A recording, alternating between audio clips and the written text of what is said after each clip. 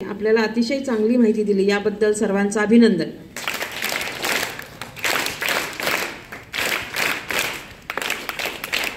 सर्वप्रथम CV रमन यांनी Raman effect जो अतिशय नोबेल पुरस्कार प्राप्त संशोधन केलं त्याबद्दल त्यांच्या पवित्र स्मृतीस मी प्रथम अभिवादन करते।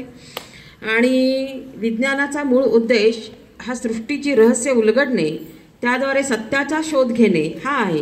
आपल्या शरीरामध्ये, मनात, आसमंतात त्या पलीकडे जे काही घडते ते तसे का घडते याचा अर्थ शोधणे, इतर घटना प्रक्रिया यांच्याशी त्याचे नाते शोधणे याचेच नाव विज्ञान। 28 फेब्रुवारी हा दिवस आपण राष्ट्रीय विज्ञान दिन म्हणून अतिशय आनंदात आणि उत्साहात साजरा करीत आहोत।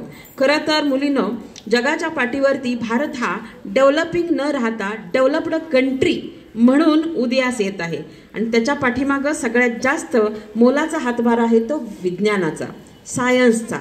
भारतानं किती प्रगती केलेली आहे विज्ञानामध्ये, बायोटेक्नॉलॉजी, सेल बायोलॉजी, मायक्रोबायोलॉजी, अनेक प्रकारच्या हजारो शाखा आपण त्याच्यामध्ये संशोधन करीत आहोत। आणि तुमच्या एवढ्या लहान मुलींपासून अगदी मोठ्या शास्त्रज्ञांपर्यंत जोराचे प्रयत्न सुरू आहेत। कशासाठी?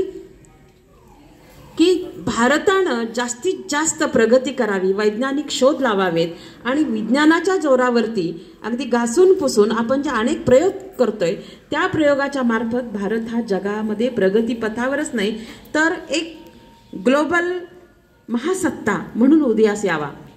आणि यासाठी जसं आत्ता आपण रोबोटिक्स आहे, आर्टिफिशियल इंटेलिजन्स आहे किंवा 5G आणि भविष्यामध्ये 10G पर्यंत आपण संशोधन करू शकतो, इंटरनेटचा स्पीड वाढवू शकतो। पण त्याचबरोबर विज्ञानाचा उपयोग आपण मानवी प्रगतीसाठी, मानवी कल्याणासाठी करायचा आहे आणि मानवावरती त्याचे काही वाईट परिणाम होऊ नयेत यासाठी सुद्धा परत दुसरे वैज्ञानिक शोध आपल्याला लावायचे आहेत। मुलींनो, भारत शासनानं तुमच्यासारख्या मुली, तुमच्यासारखे विद्यार्थी, तरुण जे युवक आहेत भारतातले, यांची ऊर्जा जी आहे ती चॅनलाइज करणं गरजेचं आहे, त्यांना एक दिशा देणं गरजेचं आहे की जेणेकरून सर्वांना रोजगार उपलब्ध होतील आणि विज्ञानाच्या साहाय्यानं भारत हा शैक्षणिक, राजकीय, सामरिक क्षेत्र असेल, संशोधन क्षेत्र असेल, अंतराळ संशोधन असेल, याच्यामध्ये प्रगती करेल। आणि यासाठी वैज्ञानिक शोध लावणं ही काळाची गरज आहे। जसं आपण म्हणतो आर्टिफिशियल इंटेलिजन्स म्हणजे AIचा वापर, आणि AIचा वापर आपण कसा करतोय? जसं गुगल गुरुला कोणताही प्रश्न विचारला की त्याची उत्तरं मिळतात, ChatGPT असेल। आणि अशा प्रकारे आपण आता आपल्या तळ हातावरती जग घेऊन फिरतोय, म्हणजेच आपला अँड्रॉइड मोबाईल।